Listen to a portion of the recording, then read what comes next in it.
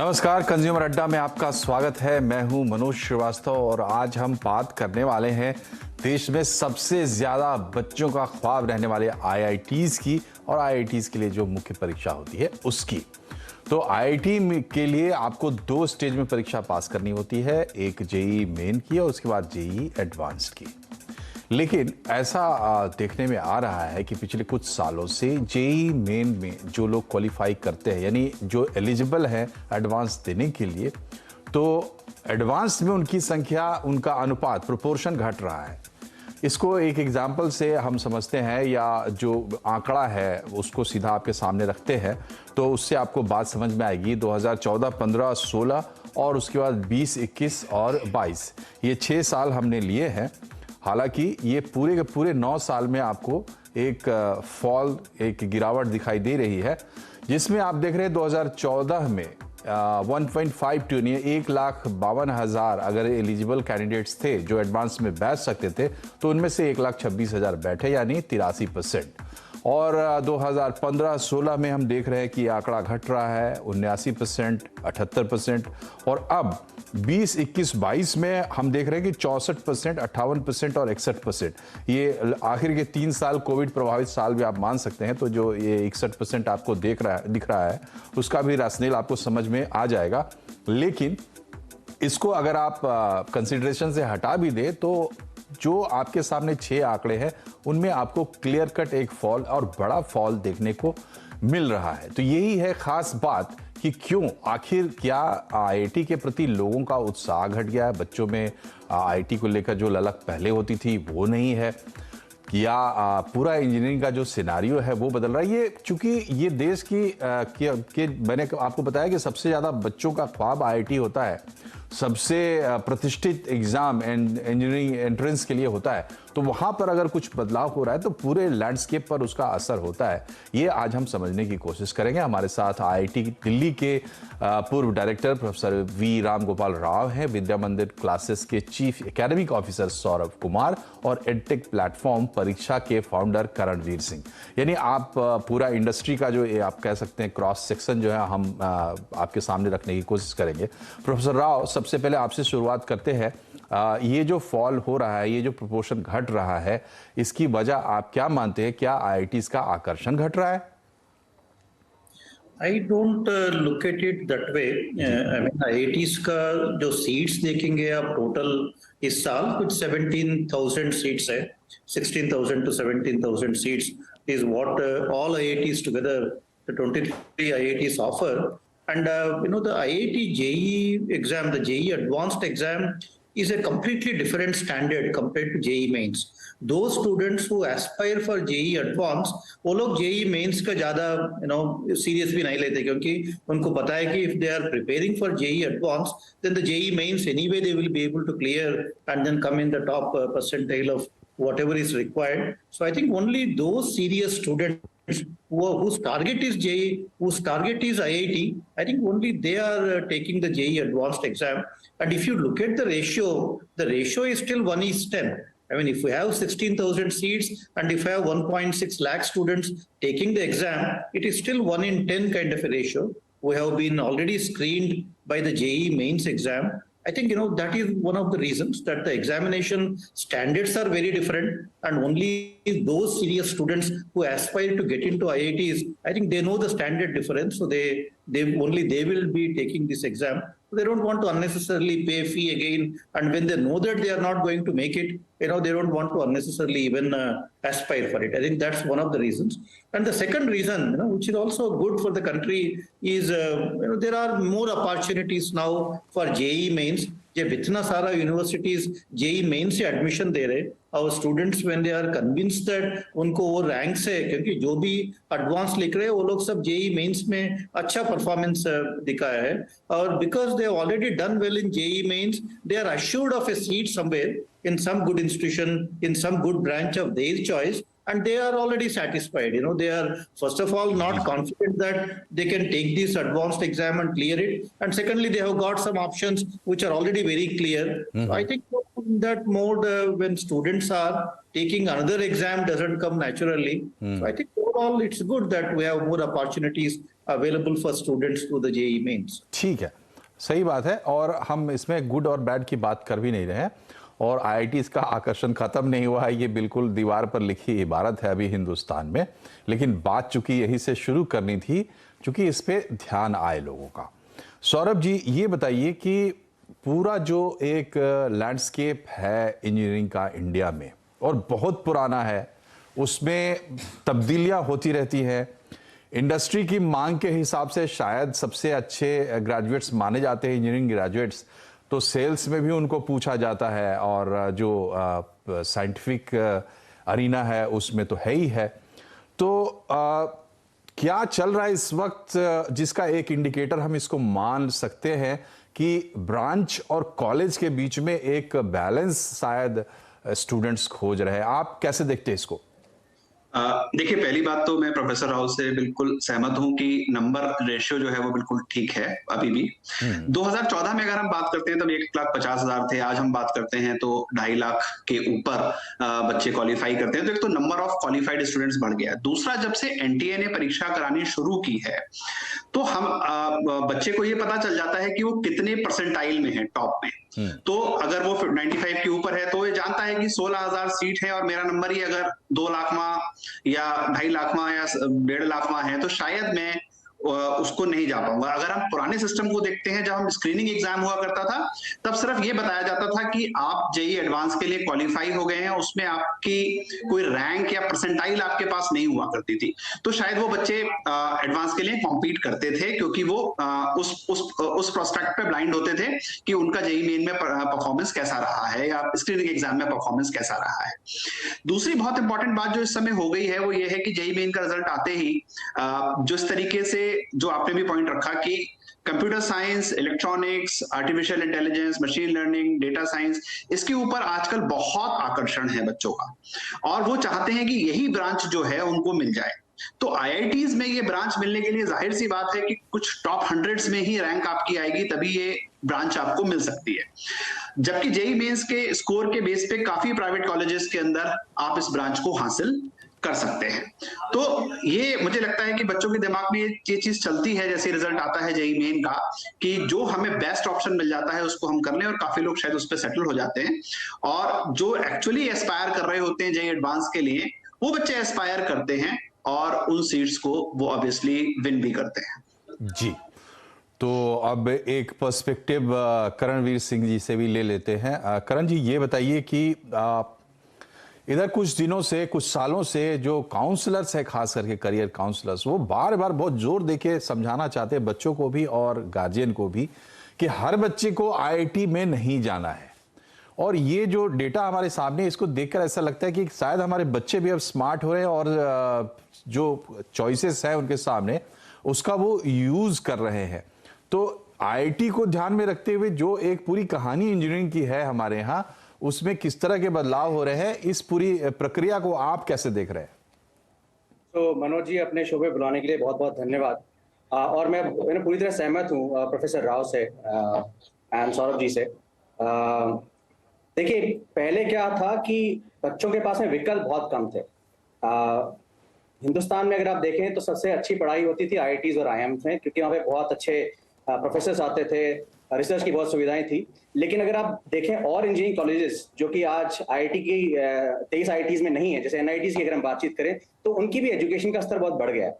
आज भारत में तकरीबन 31 के करीब NITs हैं, और जहाँ पे सिर्फ JEE मेन आपको देना है, एडवांस देना भी नहीं है, और तकरीबन 24,000 सीटें हैं। और जैसे सौरभ जी ने कहा कि आज हर बच्चा चाहता कि उसको उसकी पसंद की ब्रांच मिले। एंड आज करंट जनरेशन की हम बातचीत करें तो ज्यादा से ज्यादा जो छात्र हैं उत्सुक हैं कि उनको machine learning, artificial intelligence, big data analytics, इन सब के कोर्सेज मिले, जिनकी तादाद IITs में बहुत कम है।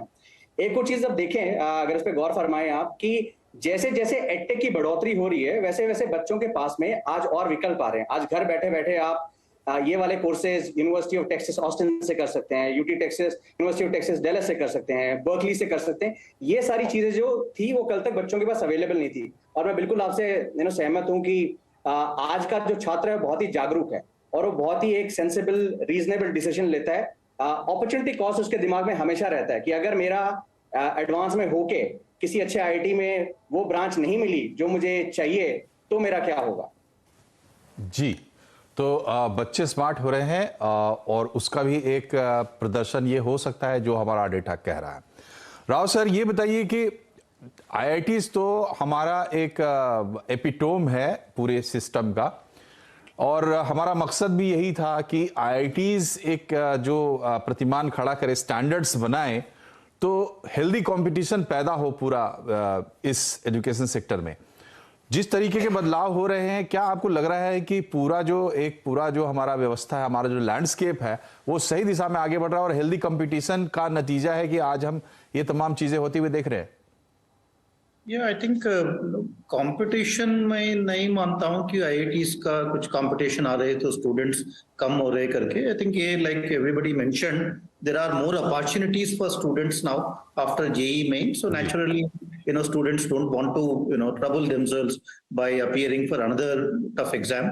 But the JEE advanced exam, if you look at, even the exam itself sets the standard for maths, physics, chemistry in the country, right? If you in JEE mains now, I am seeing so many students getting 100 out of 100 in many subjects. But JEE advance में वो कभी नहीं होता है, क्योंकि JEE advance में अगर 100 out of 100 आना बहुत ही रेयर है, बहुत ही मुश्किल है।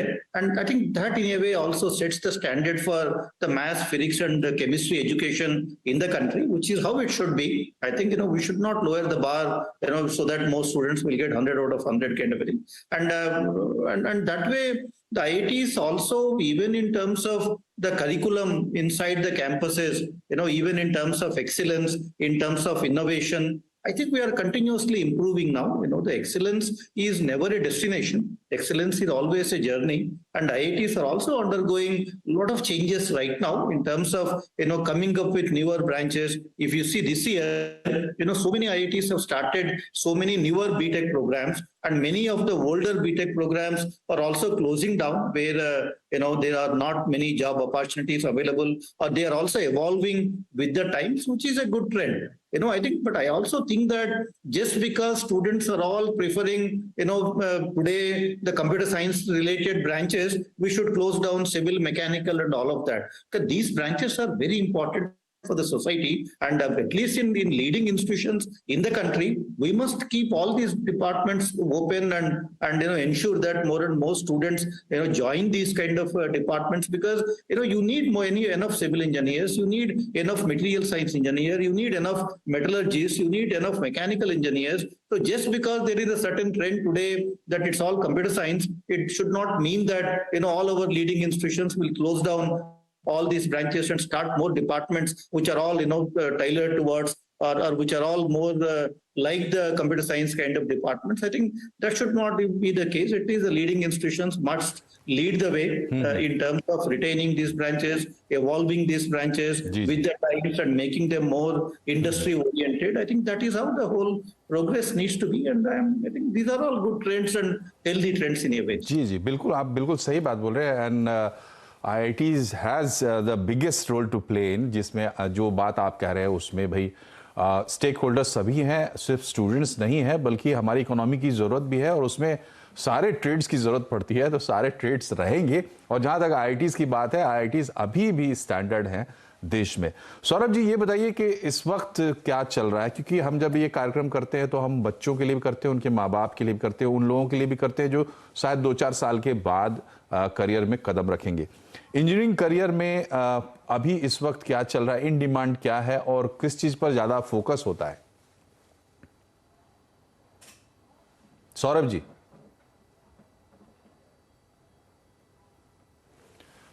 सौरभ जी से लगता है, लेकिन यही सवाल मैं आपके पास ले जाता हूं। करण जी, ये बताइए कि क्या चल रहा है इस वक्त, क्या है डिमांड में? देखिए, इससे पहले कि मैं ये इस सवाल का आपको जवाब दूं, प्रोफेसर राव ने एक बहुत ही इंटरेस्टिंग बात की, जहाँ पे कि और जो ब्रांचेस हैं उनकी महत्वता कम नहीं होनी चाहिए। लेकिन अगर आप मार्केट को देखें मनोज जी, जो डिस्पैरिटी है पैकेजेस के अंदर, वो बढ़ती जा रही है। जो भी बच्चा कंप्यूटर साइंस से ग्रेजुएट होता है, उसका जो पैकेज लगता है जब वो उत्तीर्ण होता है, वर्सेस जो बच्चा सिविल इंजीनियरिंग में है या केमिकल में है, मैकेनिकल में है, आपको बहुत ज्यादा गैप दिखेगा। इसलिए आज ज्यादा से ज्यादा जो छात्र हैं उनकी उत्सुकता है कि हमें कंप्यूटर साइंस मिले, आर्टिफिशियल इंटेलिजेंस में जाएं, हम मशीन लर्निंग में जाएं, डेटा एनालिटिक्स में जाएं, और ये 2-3 चीजें हैं, जैसे रोबोटिक्स हो गया, मशीन लर्निंग हो गया, आर्टिफिशियल इंटेलिजेंस हो गया, बिग डेटा एनालिटिक्स हो गया, ये कुछ ऐसे फील्ड्स है जहां पे ज्यादा से ज्यादा आज बच्चे जाना चाहते हैं। और प्राइमरी रीजन उनका ये है कि उनको एक ग्लोबल एक्सपोजर मिलता है, अपॉर्चुनिटी मिलती है कि वो विदेश में जाके भी बड़ी बड़ी कंपनी गूगल, माइक्रोसॉफ्ट, IBM जैसी जगह पे काम कर सके। और जो पे पैकेज मिलता है वो भी बहुत डिफरेंस है उसमें भी, जहाँ मैकेनिकल वर्सेस अगर आप कंप्यूटर साइंस की बातचीत करें।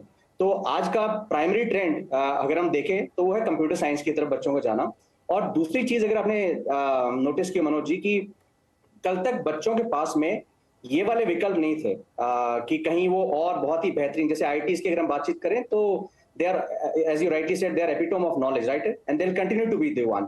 But today if we look at education and knowledge has been democratised. आज उतने अच्छे टीचर्स, उतनी अच्छी फैकल्टीज मुझे उन सब्जेक्ट्स के लिए जहां पे मुझे लैब की जरूरत नहीं है वो ऑनलाइन मिल जाती है, या बाकी और कॉलेजेस हैं वो मुहैया करवा पाते हैं। जैसे अगर IITs की बातचीत करें, वो मुहैया करा पाते हैं। तो आज बच्चे सोचते हैं कि JEE एडवांस में मेरा हो ना हो, एटलीस्ट ये मेरे पास एक सेंस ऑफ सिक्योरिटी है, क्विकली जाके मैं NITs में या और जो बेहतरीन कॉलेजेस में दाखिला ले लेता हूँ, और अगर और अपस्किल करना है तो मैं ऑनलाइन कोर्सेज ज्वाइन कर सकता हूँ, चाहे वो कॉर्पोरेट से हो या एजुकेशन इंस्टीट्यूशन से हो। जी, तो सही कहा आपने और जवाब भी दे दिया आपने मेरी बात का कि आजकल डिमांड में असल में पैकेज है, और पैकेज ही ड्राइवर है पूरे इंडस्ट्री का।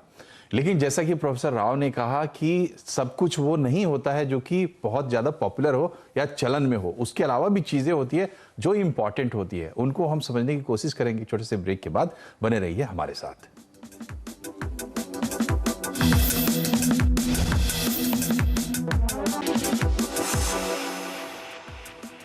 ब्रेक के बाद एक बार फिर से आपका स्वागत है। आज कंज्यूमर अड्डा में हम बात कर रहे हैं कि JEE एडवांस में क्यों छात्रों के प्रोपोर्शन घट रहे हैं, और अब तक की बातचीत में नतीजा यही निकला है कि इसमें IITs को अलग नजरिए से देखने की जरूरत नहीं है। IITs अपनी जगह कायम है, IITs की चमक कायम है, आकर्षण कायम है। दरअसल पूरा लैंडस्केप बदल रहा है, मौके बढ़ रहे हैं, और चूंकि इंडस्ट्री बदल रही है तो उसके डिमांड्स बदल रहे हैं, उसके हिसाब से कोर्सेज बदल रहे हैं, नए नए कॉलेजेस भी आ रहे हैं, इसलिए इस तरह के परिवर्तन हो रहे हैं। चूंकि ये सेक्शन हमारा छोटा है तो हम छोटे सवाल और हम अपने मेहमानों से भी चाहेंगे कि वो छोटे में जवाब दें। तो सौरभ जी, ये बताइए कि IITs जो है वो एक बहुत बड़ा मैड रेस भी है इंडिया में, और अगर हम इस तरह के परिवर्तन देख रहे हैं तो इससे छात्रों को या माँ बाप को कुछ सबक मिल सकते हैं, कुछ अच्छी बातें वो इससे निकाल सकते हैं क्या? देखिए, सबसे पहली चीज तो माँ बाप को ये समझना पड़ेगा कि ऐसा कोई कंपल्शन नहीं है कि अगर आपने 12वीं में मैथ ली है तो आपको इंजीनियर ही बनना है। आपके पास और भी बहुत सारे ऑप्शंस हैं जो आप बन सकते हैं। तो बच्चे का मन जानना भी जरूरी है कि वो बनना चाहता है या नहीं बनना चाहता है। तो ये जो नंबर ऑफ रजिस्ट्रेशंस का जो इतना लार्ज नंबर होता है, शायद इसमें कुछ परसेंटेज ऐसे छात्रों की भी होती है जो अपने पेरेंटल प्रेशर या पीयर प्रेशर के अंदर इस पे रजिस्टर करते हैं। और IIT जैसा महान इंस्टीट्यूशन में पढ़ने के लिए आपकी बिल्कुल क्लैरिटी ऑफ थॉट होना चाहिए कि आप जो हैं वो उस इंजीनियरिंग के प्रोसेस से गुजरना चाहते हैं। और इंजीनियरिंग हर ब्रांच इंपॉर्टेंट है, क्योंकि हमारी जो लाइफ चलती है वो हर ब्रांच ऑफ इंजीनियरिंग को मिला के चलती है। ऐसा नहीं है कि सिर्फ हमारी लाइफ जो है वो एक या दो चीजों पे डोमिनेंट होती है। कुछ सैलरीज की ऑब्वियसली डिफरेंसेस हैं, शायद इसलिए लेयर कुछ ब्रांचेस की ओर ज्यादा है, बट जो बच्चे इंजीनियरिंग की तरफ परस्यू करना चाहते हैं उनमें काफी क्लैरिटी होती है, और उस क्लैरिटी के साथ उनको इसको अप्रोच करना चाहिए। जी, तो एक बात जो आपने कही, बहुत सही बात कही कि हर बच्चे को इंजीनियर नहीं बनना है। लेकिन प्रोफेसर राव, आपसे मेरा सीधा सवाल यह है कि जैसे हम देखते हैं जो IITians हैं वो अपने बच्चों को सक्सेसफुली IIT में एडमिशन करा लेते हैं, अक्सर ऐसा देखने को मिलता है। पढ़ाई लिखाई की बात अपनी जगह है, वो क्या खास चीज होती है? क्योंकि सपना लाखों लोगों का है, हमारा जो कार्यक्रम देख रहे हैं लोग, उनके आंख में भी है तो IIT, हमारी तमाम बातें वो सुन रहे हैं। वो क्या चीज होती है पढ़ाई लिखाई के अलावा जो आपको ऐसे प्रीमियर इंस्टीट्यूट तक लेकर जाती है? I think, one of the reasons is there are so few seats available in IITs, and there are so many students who aspire to get into them. So there is obviously a competition, and when there is a competition, then the examinations also become difficult, because the examinations for IITs are more to reject the candidates than to select them, which is unfortunate. But I think it's a supply and demand kind of a situation. There is a need to scale up IITs. I personally feel that IITs are very tiny. 23 IITs admitting just about 17,000 students is not a good number. If you look at any good American university, the large American university, which is also decent universities, each single university in America would admit like 13,000, 14,000 undergraduate students. I have always been pleading with the government that, of course, we should start newer institutions. There is nothing wrong in that, but there is also a dire need to scale up the IIT system, and they cannot remain so tiny. I think most of the newer IITs need to scale up now. Even the older IITs, can also increase their strength. I think we need to cater to more number of students, and I think that is when more people will get an opportunity to study in these institutions, and all the investments that go into IIT, I think will also be better utilized if more and more students enter these institutions. So I think, in my opinion, there is a need to scale up the IIT system, and I am personally not comfortable, when you see so many good students not being able to get admission in IITs.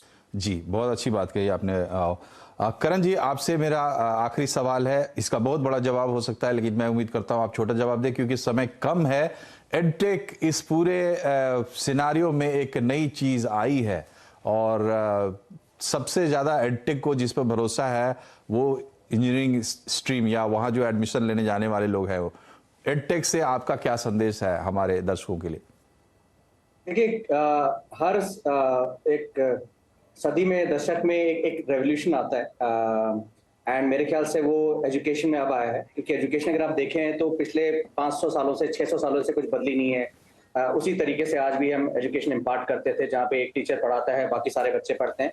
But आज technology के माध्यम से हम एक personalised education deliver कर पा रहे हैं। दूसरा एक बड़ा चैलेंज जो था मनोज जी, वो था एक्सेसिबिलिटी का। सब बच्चों को नहीं मिलती थी IIT में सीट, सब बच्चों को एक्सेस नहीं मिलता था अच्छी फैकल्टी का।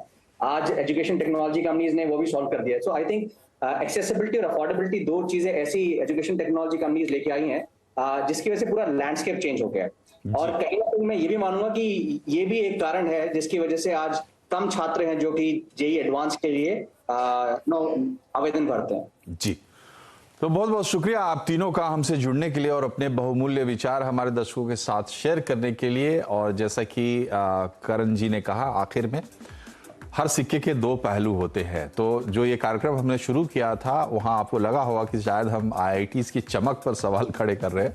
हकीकत ये नहीं है। इस सिक्के का दूसरा पहलू ये है कि पूरा इंजीनियरिंग का लैंडस्केप बदल रहा है, अपॉर्चुनिटीज़ बढ़ रही हैं, मौके बढ़ रहे हैं और उसमें बहुत डाइवर्सिफिकेशन आ रहा है। इन सब का आप फ़ायदा उठाएं और जुड़े रहिए CNBC आवाज़ के साथ। देखते रहिए CNBC आवाज़। नमस्कार।